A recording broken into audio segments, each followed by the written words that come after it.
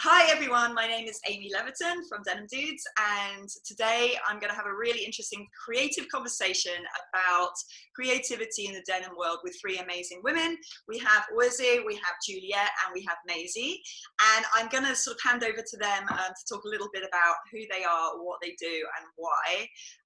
Let's start with Juliet, who's below me. Hi, I'm Juliet. I'm a painter and I paint on clothing, particularly carpenter pants. And everything I do is handmade and hand dyed. And you used to be an artist, right? And then Still am. Oh yeah. Still am. Yeah. I stopped being an artist. Now I'm working in Paris. Yeah. It's like not anymore. No, yeah. Still am an artist. It's just clothing is like my preferred medium right now. Got you. And when did that transition start? I haven't been doing this for that long. It's been under a year. Got you. Wow. It's been like 8 months. That's right. So 2020, really. Yeah, 2020 has been weird. Yeah. Okay, Wuzzy. Very weird. Yeah. What about Me? you? Oh, sorry. I have a denim brand. I specialize in reworking vintage denim. I've been reworking denim for the beginning of this year, because 2020, like we said, being so crazy. But I just launched my website just under a month ago, I think, or over a month ago. Yeah. So really, yeah. Really fresh. And what was your background before? You were talking about like what you did. I just graduated from London College of Fashion last year. Yeah. And then COVID, so it kind of stopped me from like really, not a lot of fashion houses are hiring right now. So I just use this as an opportunity to actually just jumpstart and do my own thing, which is something that I've been wanting to do for a really long time. So I just thought this is the perfect time. Yeah, for sure, for sure. Yeah. I want to get back to that because I think there's a couple of interesting questions around that. But Maisie first, let's talk about you and what you do. So my name's Maisie. I'm based in New York City, and my background is actually in sculpture, but I started marbling and experimenting with the medium of marbling like over a decade ago, and it's kind of grown into this sort of art design clothing business that I have, where I make clothing out of marbled fabric, and I make a lot of these t-shirts where I'm marbling like faces and emotions on them and creating imagery. And then I do marbling on wood to make mirrors and furniture and prints on paper. So it's sort of this all-encompassing medium that I've been like pushing and experimenting with for a long time. And then the clothing aspect has really been taking off the past year, I'd say. Yeah, for sure. So I kind of want to go back to something that Wuzzy said about, you just graduated and COVID is here. I think today more than ever, because I'm old, obviously, so I've seen like the transition because I studied fashion design as well. And now I feel like there's this sort of traditional gatekeepers of fashion that it used to be like you'd go into a brand or if you were starting your own brands, you would have to think about like showrooms and you'd have distribution and all of this stuff. And then I feel like mostly the platform of Instagram, but obviously there's other platforms like Depop or what have you that like, I feel like things have changed and you can go straight to a consumer more than you could say 5 years ago even, right? So I wondered like what you all felt about that, like how you use Instagram or if there are other platforms that you use and how you kind of like utilize those platforms. And it's up to whoever wants to like kick off about that one. I don't know. I'll go. I started selling everything on Instagram basically. So I didn't even, when I first started a few months ago, not that long ago, everything was sold through Instagram. So I would just post something up, DM for purchase kind of thing. They would DM me, they would PayPal me or whatever. And that's kind of how it went. And that didn't last that long because things started to pick up and I couldn't keep up with like the whole PayPal, DMing, everything. So that's when I moved into doing it just through a website. But no, Instagram is really what started my whole thing. And I think just people being able to put a face and like a personality to clothing is like what people want right now. Yeah, you that's know, to understand like where it's coming from and to get just to have just an inside view into the process, really. exactly. Do you ladies agree? Yes, completely. Like that's exactly kind of what happened with me. Like in the beginning of the pandemic and everything that was going on, I was selling denim face masks because I was like, I collaborated with a charity because of domestic violence went up, and I was selling face masks to help provide for like the charity and everything. And I didn't realize how much of the influx of DMs that I would get, and I realized like, oh, okay, I might need a website then because I didn't know. I didn't realize like Instagram is really powerful for selling. And I just, because at first when I decided to launch my own brand and everything, I didn't think I would have a website. I was just going to do it through DM, and because I just didn't know how it would go. But yeah, Instagram is very powerful for that type of a thing for sure. I didn't realize. I'm very new to this. So in a way, that's like what I like about I feel like, okay, so I'm 40, right? And I think I overthink things and like take a while to like plan and all of this stuff.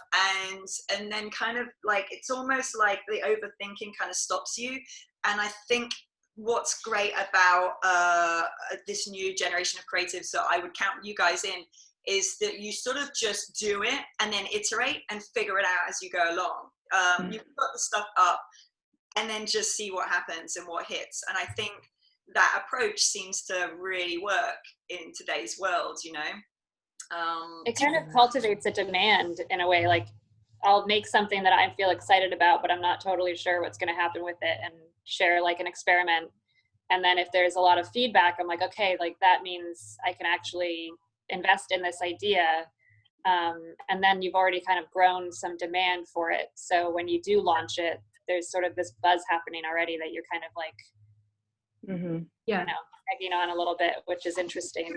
Promoting and drops, don't you? And then it's just like when it's sold out, it's sold out, which is great. I feel like, you know, that's the thing. I feel like you don't have to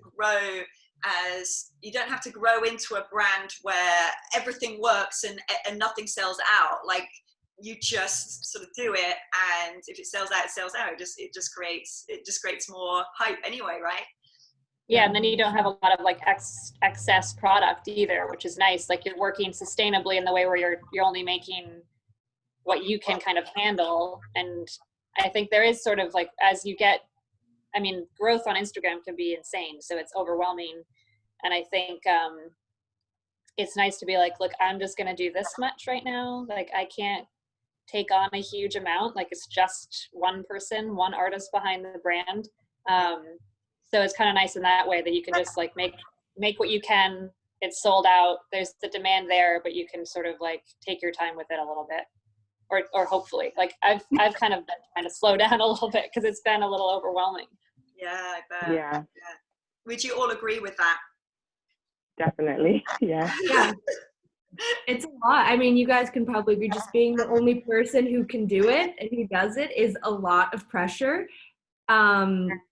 And a lot of work, but I do agree that, you know, having the things sell out is really, or working within that model is really nice because we can work super sustainably, like you said, and like there is no excess inventory. Like there is, like I don't have anything. Yeah. Exactly. When it's gone, and I'm like, I don't have any more. Sorry. And I know. Sometimes I'm like, I'm gonna keep this pair for me. Like I need to have a pair. I don't even have a pair of to myself. I don't have a pair of my own pants. Like, yeah.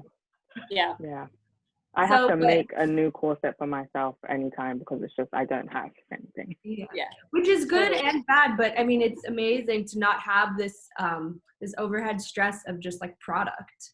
Yeah, 100%. And I don't think it's, I mean, you know, the environment and sustainability is really one of the most important things that we all need to think about right now. And you know, every brand out there, inventory is kind of like part of their, you know, almost like their business model. And I think what's interesting about this movement and this sort of shift is this, you know, the peer-to-peer thing is, it is just like what is special about all of you and what people love is like you were saying, Juliet, is there's a real person that they can communicate with directly, who they can get to know to a certain extent through social media, understand process. That's what they're buying into. And then there's no kind of like excess, there's no stock sitting around. What about your customer? This isn't a question that I proposed to you earlier, but it's just come to me. Like, who are you mostly selling to? Is it mostly just people who you would call your peers? Well, my first like couple of sales were definitely to friends, to be honest. Like, they're just supporting. But I've gotten like a lot of like British like celeb requests and stuff like that. A lot of like custom, could you make me custom this and that? And that takes a lot longer to do, obviously. But yeah. I'd say that's really rad. That's really cool. And I feel like in this day and age, I feel like, you know, celebrity culture is still something. I think peer-to-peer and this sort of community-driven commerce is new and is awesome. But, you know, I do feel like getting your product on certain people still helps, you know, as far as promotion is concerned. And that could just be on like a micro level, or it could be on a macro level, as you're maybe discovering. It helps. Yeah, it helps. And then, okay, so visuals and process. I think that's really, really interesting. Like, people, I mean, Maisie, you are the queen of the process video with all of those marbling videos. I mean, I feel like they're just so soothing to watch as well. I really enjoy watching them. So how important do we all think that creating like the right visuals are, and also showing your process? Do you think that has a lot to do with the sales that you make? Absolutely. I think it's kind of what grabs people and pulls them into your work, is seeing like a little, it feels personal and intimate to kind of have that peek into an artist's process and studio. And and I think like I've been making these stop motion marbling videos that are just to watch. Like, there's nothing there that I'm selling. It's like, I'll make the video and then I pull it off the bath and it's gone. So it feels nice to kind of offer these videos and things to watch where there's not anything being sold, but then it feeds into like, oh, you could get a shirt with that on it. Yeah, exactly. Yeah. So sure.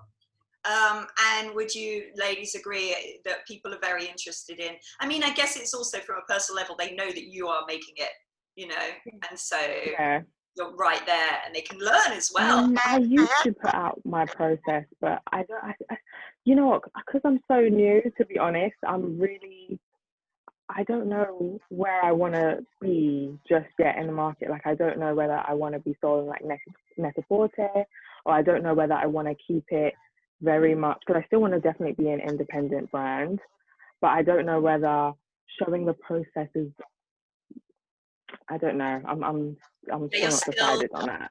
Figuring it out, exactly. I am. Yeah, I'm figuring it out too, but I show my process. No, I showed it more. I kind of need to show more of that. I was doing it more in the beginning, but I kind of fell off now. I have like, you get a routine of what you post. Yeah. For me, and like for me, my model is like I post a pair of pants every day. Do you? Whoa. Try to. Don't quote me. I try to. It's been a bit difficult now because that means I have to make, you know, like some pants. But that's kind of my routine of posting, and then I try and do a small video painting every day too. Wow, that's so good. Wow. That is a lot.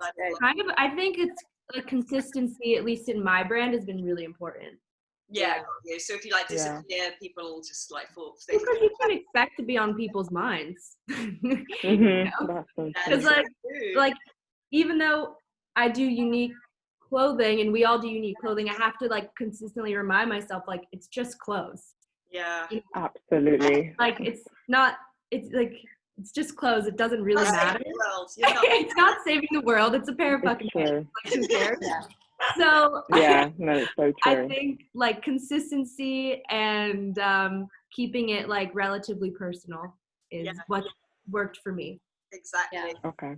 And do you think during COVID, you know, this interest in process and craft, I mean, people have had, not everyone has had more time in their hands, but a lot of people have. They've had more time to think, they've had less distractions. I think even if you are in a job where you're consistently, you know, you're lucky enough to have work and you're still going into work or doing some form of work, you're still not like, we haven't got the distractions that we used to have. So there is more free time, I think, no matter who you are. So do you think that has changed people's interest levels in craft and process and or creativity in general? Absolutely. I think so. And I think people are also learning to become, because of just like the time, and people are just being more mindful about shopping. Oh, 100%. You know? 100%. So do you think, so that's a really good point. I think, yeah, there's a very, much more intentional approach to shopping. So they're more likely, do you think, to buy something really special that they're like, whoa, is this art or is this fashion? This is incredible. I can see the process, I can identify with the person, than, you know, just a basic. Do you think, like, because it's that balance, isn't it? Like, because your pieces are more expensive than, say, I don't know, like going to, you know, a top shop or you know, a Levi's or what have you. So where do you think that balance is? That's the thing, because all our pieces, I would say, is more expensive than Topshop. Maybe not Topshop boutique or something, but maybe, like, I feel like that's where I'm not too sure, because I feel like people are interested in the process because we have a lot of more time. But the question is, do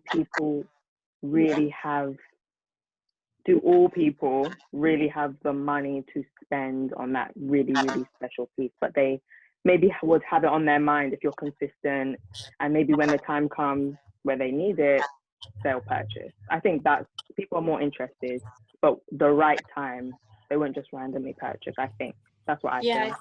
I feel the same way, that it's like, it's something that people can have in the back of their mind to like work towards as a goal. I mean, that's how I work too. It's like, I really want this piece, and I'm going to like save up and work towards it. But what I try to do in my brand is have pieces that are on like a lower price point or a higher price point, because I want my friends to be able to wear something of mine too. And if they can't afford a $350 pair of jeans, they can afford like an $80 t-shirt. So I try to offer like a kind of, or sliding scale prices too, or doing trades with people, I think is really great. And bartering with other artists and people for services is cool.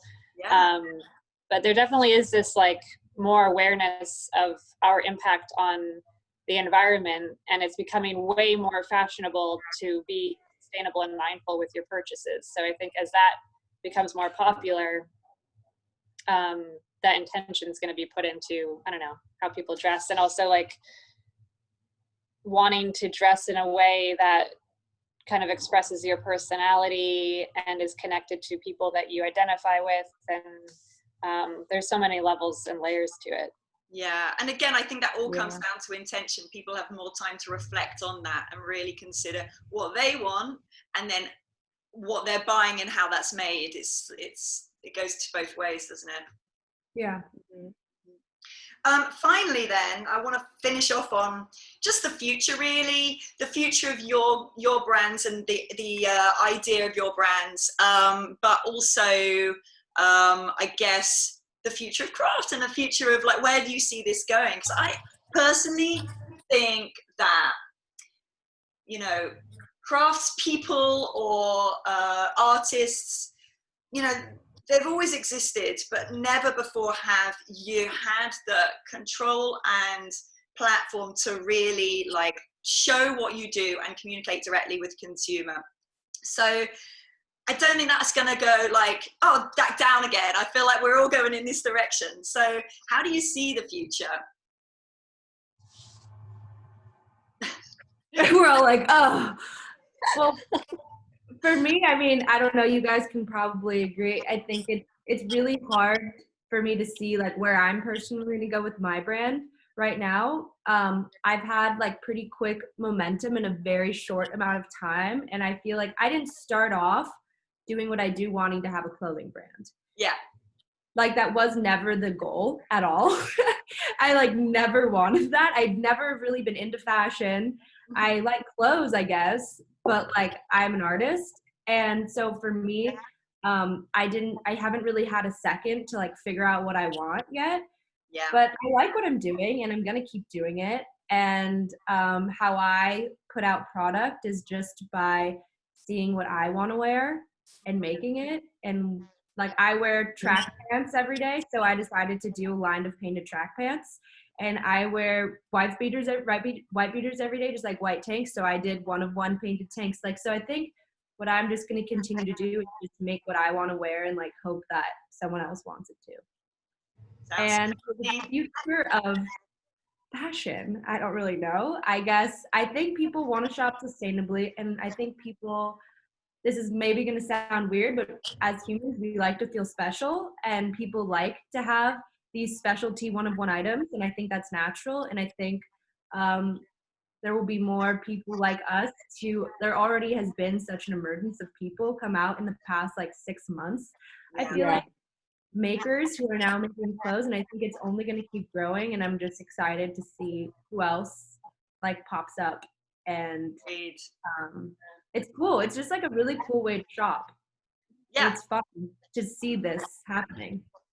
And it's cool to be part of this creative community where we're scattered all around the world. Yeah. And we're connected through a platform where we can see each other's work, and it's really supportive. Like it's incredibly supportive.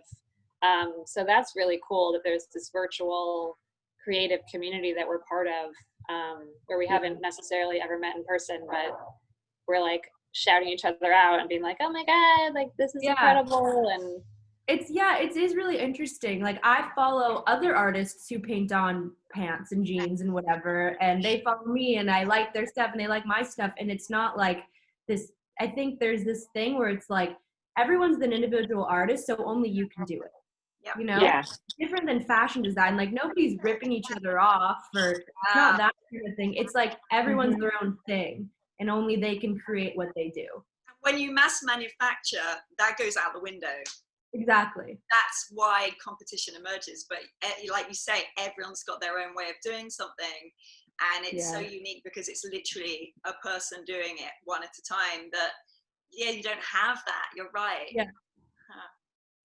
Yeah. I also, to your point, Maisie, I think as well, it's like for the first time ever, especially at the beginning of COVID when we were really, really trapped inside, you know, I was communicating with someone, I could communicate with someone around the other side of the world just as much as someone down the road because we were all kind of inside. So to your point, I think that's what's brought people together in communities more.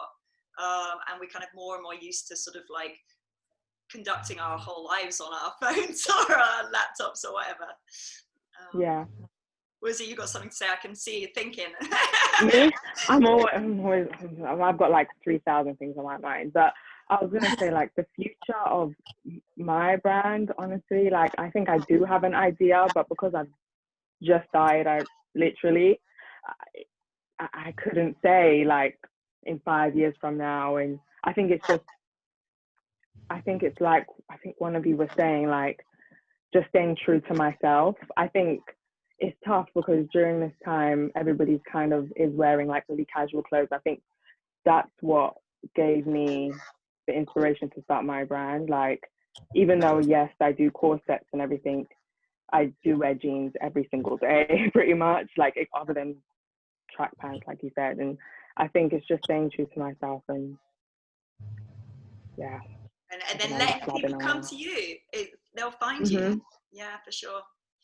Awesome. I feel like that was amazing conversation. I don't want to keep you any longer. That was brilliant. And I guess also, I mean, I will put under this everybody's Instagram because obviously that's the whole point, is where to find you. And I'll put that in the text underneath this so everyone can check out what you do, because you all do very unique from each other. Like you do very different things, but it's, you know, super inspirational. thanks so much, ladies. Thank Thank you. for listening.